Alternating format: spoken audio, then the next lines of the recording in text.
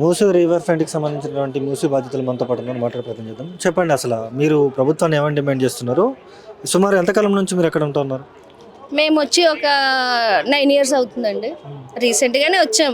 హైదరాబాద్ వచ్చాము. పిల్లల ఎడ్యుకేషన్ పరంగా ఇక్కడ ఉండాలి, ఇక్కడ రెంటలు తట్టుకునే ఇబ్బంది కాబట్టి ఏదో చిన్న ఇల్లు అంటూ ఉండాలనే కళతోనే ఇల్లు తీసుకున్నాం. అది కూడా లోన్ పెట్టుకున్నాం, ఎస్బీఐలో లోన్ పెట్టి ఇల్లు తీసుకొని పిల్లల గురించి అని వాళ్ళ ఎడ్యుకేషన్ బాగుంటుంది, ఏదో డెవలప్ అయింది కదా హైదరాబాద్ మంచిగా అని చెప్పేసి మేము ఇక్కడికి వచ్చి సెటిల్ అయ్యాం. 9 years అవుతుంది మేము వచ్చి.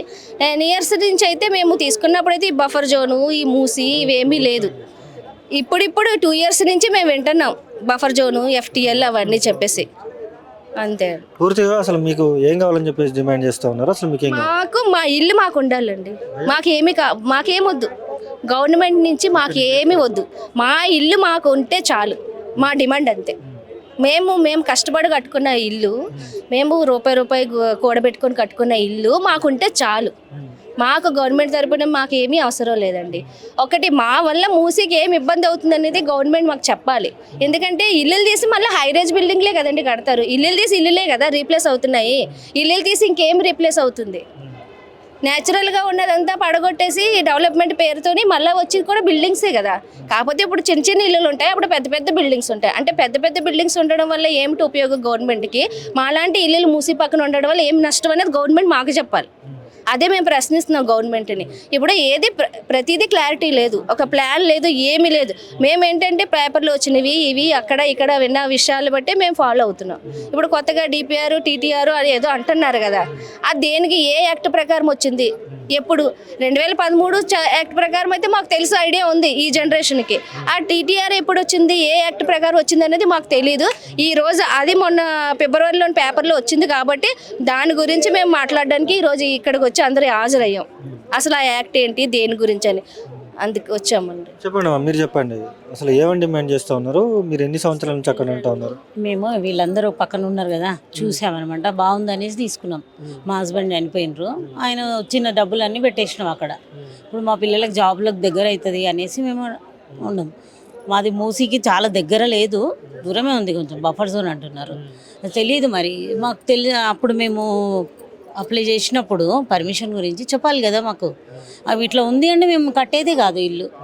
రీసెంట్లీ ఒక 4 years అవుతుంది. బాగుంది కదా, వెదర్కి ఇట్లా అక్కడ బాగున్నాం అనేసి వచ్చేసినాం. అక్కడ మేము ఓల్డ్ సిటీ మాది ఉండేది. అసలు హస్బెండ్ అట్లా అవ్వడం వల్ల వచ్చి ఉన్నాం. ఇప్పుడు వచ్చేసి ఇది తీసేస్తామంటే మాకు చాలా బాధ. ఇప్పుడు 2 years నుంచి మేము ఉంటున్నామో, మా హస్బెండ్ లేరు, మా పిల్లలను తీసుకొని నేను ఒంటరిగా ఉంటున్నాను. నేను ఇప్పుడు చాలా కష్టం మాకు. ఇప్పుడు ఆలోచిస్తేనే మాకు ఇక్కడ వెళ్ళి బతకాలి, మేము ఎట్లా ఉండాలా అని అనిపిస్తుంది. మార్పు అని చెప్పేసి కాంగ్రెస్ ప్రభుత్వానికి ఓటేసి గెలిపించుకుంటే కాంగ్రెస్ ప్రభుత్వం ఇట్లా చేస్తుంది కదా మరి.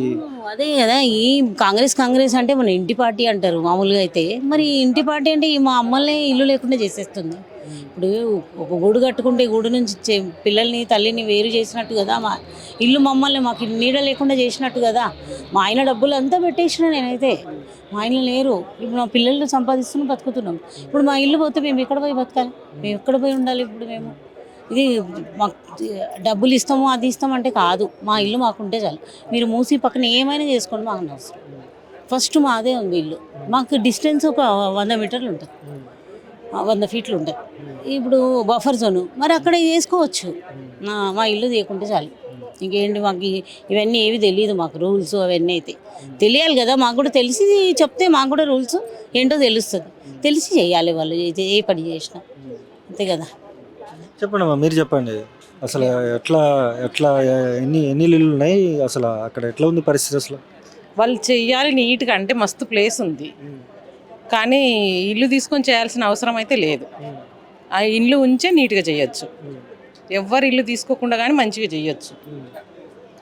హోమ్ లోన్లు పెట్టి బంగారం అక్కడ పెట్టి ఇల్లు కట్టుకుంటా ఉంటారు. కష్టపడి కట్టుకున్నాయే కదండి అందరూ. ఎవరి అయినా కానీ రూపాయి అయినా డబ్బులే. అందరు కష్టపడి కట్టుకున్నాయి. ఇల్లులు తీసేస్తామంటే ఎవరికైనా బాధే కదా. ఇల్లు లేకుండా మంచిగా నీట్గా చేయమనండి. మూసి క్లీన్ చేయమని చెప్పండి. అసలు క్లీన్ చేయక 2-3 సంవత్సరాల నుంచి అంత రోతగా ఈ దోమలు అన్నీ వస్తున్నాయి. క్లీన్ చేయమని చెప్పండి. ఎవరు ఇల్లు తీయద్దు. ఏం కావాలని చెప్పి డిమాండ్ చేస్తున్నారు? ఏం కావాలి, మా ఇల్లు మాకు కావాలి, అంతే, ఏం లేదు.